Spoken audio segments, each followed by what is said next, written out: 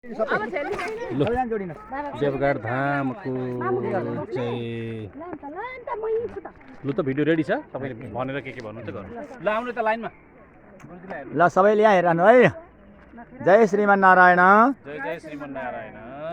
आज मिति 2083 साल वैशाख महिनाको 20 गते रविबारको दिन या 10 बजेको समय छ बिहानको हाम्रा झापा मोरङबाट आउनुभएका भक्तहरूले यहाँ त्रिवेणी गङ्गा स्नान गरेर अनि यथाशक्ति पूजा अर्चना तर्पण दान सबै गरेर अब यहाँबाट भक्तहरू आफ्नो आफ्नो जग्गामा आफ्नो सेवामा हिँड्दै हुनुहुन्छ।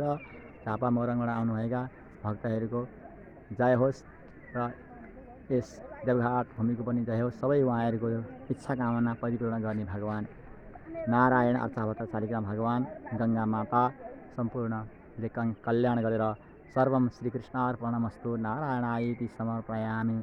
जय जय श्रीमन्नारायण।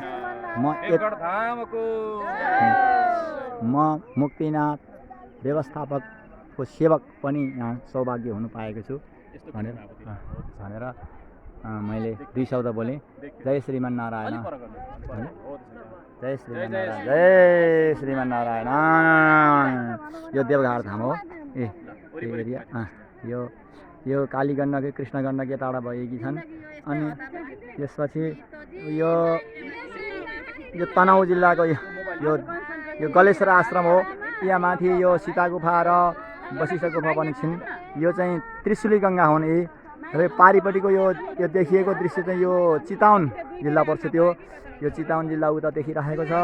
अनि यतापट्टिको चाहिँ यो परासी जिल्ला पर्छ यो। र जय श्रीमन्नारायण। जय श्रीमन्नारायण।